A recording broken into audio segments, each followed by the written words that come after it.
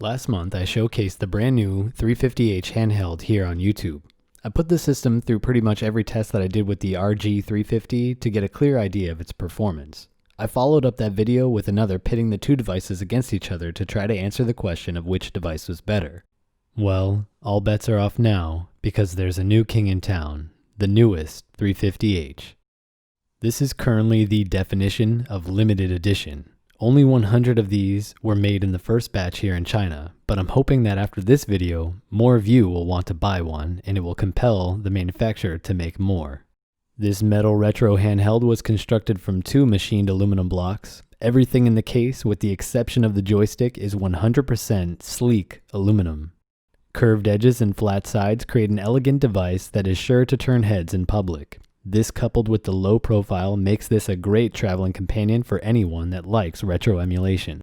The back plate is a smooth sheet of metal fastened to the device with 4 Allen key screws. This gives you some small protection when the device is placed on a flat surface, with the screw heads acting as feet for the bottom of the device. The metallic composition of this device sets it apart from anything in the market right now, and while the prices haven't been finalized yet, I can tell you that this thing feels like it's worth every penny that went into it.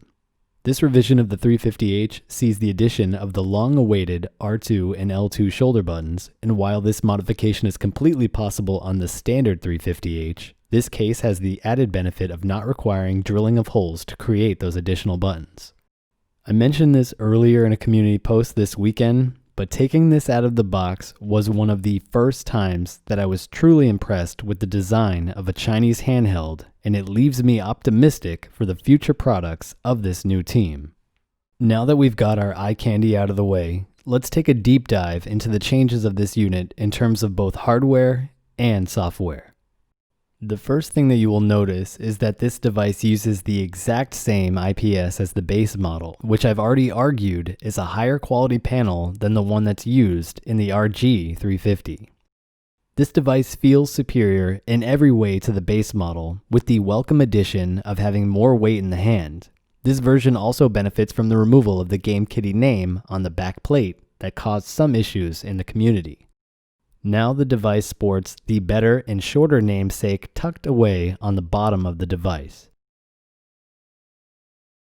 Despite some that thought these were cheap plastic parts, all of the buttons are actually made out of the same metal as the case. These feel completely different to any of the devices that I've covered thus far. If you're someone that likes tactile keys or you own a mechanical keyboard, these things are going to feel really good in the hand. The D-pad in particular feels amazing, with a good amount of cushion under the key when pressed, as well as a smooth metal feeling on your thumb. The joystick on this unit is identical to the one in the base model, but I happen to like the color of this one more. I also appreciate the two cutouts for the LED indicators, which I find way less obtrusive than any of the clear case systems that I've used thus far.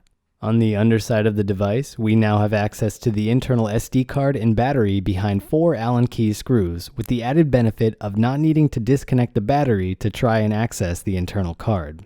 The big showstopper here in this case is the addition of small L2 and R2 shoulder buttons, which feels so much better than the plastic components used in other devices. These are all around good triggers, but their design may change in future iterations of this build. As it currently stands, they rise above the top of the device very slightly, keeping the overall height of the device in line with other systems in this form factor.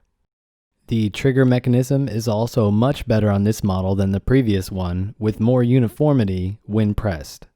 The speaker grill is one of my favorite aesthetic parts of this device, with a very nice pattern cut out for the speaker below. I was initially concerned with how this would sound in a metal case, but it's virtually indistinguishable from the base model. You will also notice that all of the hard edges on this case have been machined to create curved edges that give this a futuristic feel.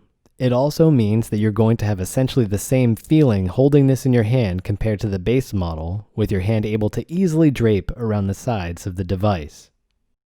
If we quickly put these devices side by side, we can do some further tests to show some of the key differences. The length of these devices is pretty much the same, but the metal case is surprisingly thinner than the plastic one, which I already felt was pretty thin.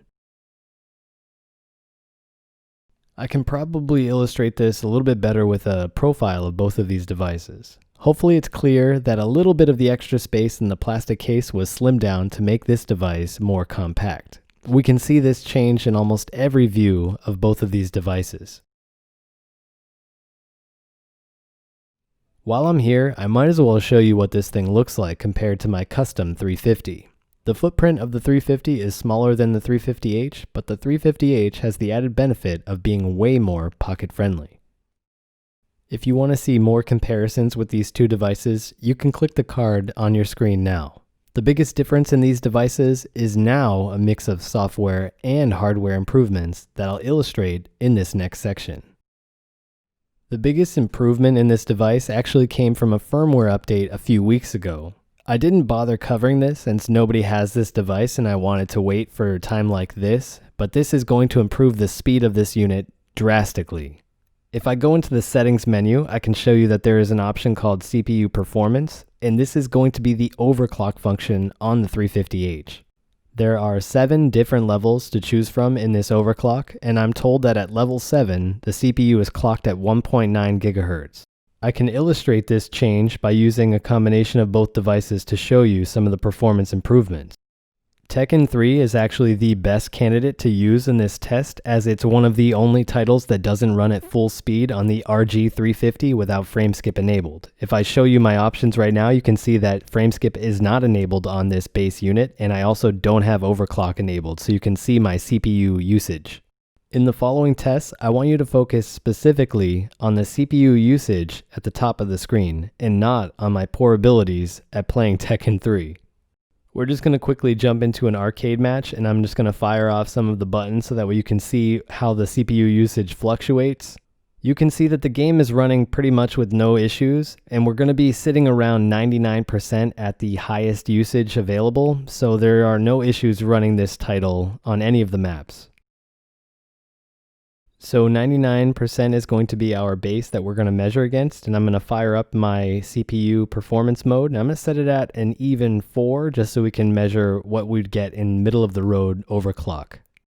I didn't cover this yet, but this new unit includes an expanded internal SD card of 32 gigs, and it includes previews for all of these games that you can see when you're firing them up.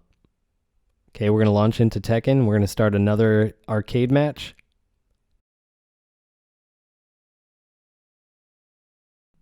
And once we get into the match, you can start seeing that the CPU usage is going to be fluctuating a little bit. We're going to be sitting at basically 90%, but it does go all the way up to 94, and it does go below 90. I also want to just reiterate here that this unit does not have frameskip enabled, so what you're seeing right here is just pure CPU performance in this title.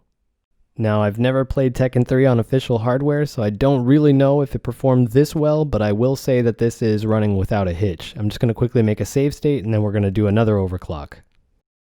Let's navigate back over to the settings menu, and this time we're going to go for a full 7 overclock. Now, I will say when you're in level 7, your battery is going to drain a lot faster, and it is very noticeable.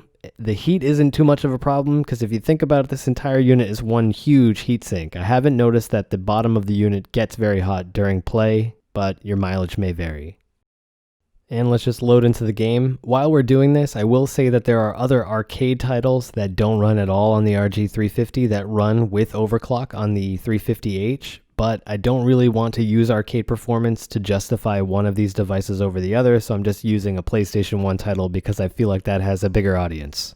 And as you can see on screen, with a level 7 overclock, our CPU usage is much lower than it was before, dipping down into the 70s, which is a huge improvement from the 99% at stock.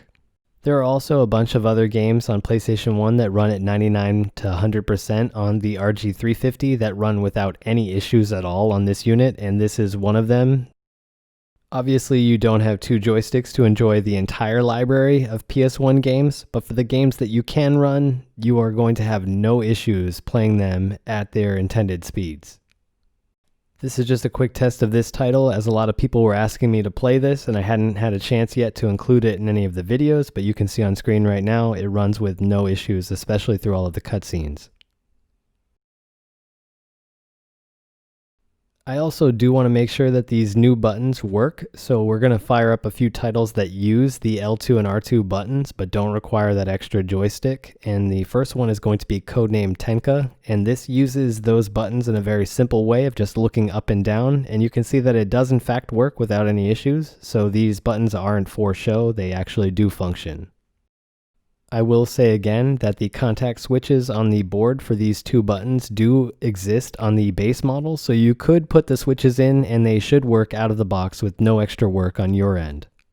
I just got to apologize for this screen being a little bit blurry. I'm doing this to be able to compensate for the aliasing on this screen, but you can see right here that the buttons do work for firing. I tested this out on my last video covering this device, and I needed to use the joystick to map those L2 and R2 buttons, and it didn't really work at all with this title, but you can see that the buttons work without any issues. Anyway, I hope you enjoyed this look at the newest addition to the 350H family. As of the upload date of this video, this device isn't ready for international sale yet, and the prices haven't been finalized, but I am interested in what you have to say about this unit. How much do you think this device should cost after everything you saw? Leave your comment below, and while you're there, consider dropping a like and subscribe to the channel to help support my work. It would mean the world to me. I'll catch you later this week for another big announcement. Now go out and enjoy the rest of your day.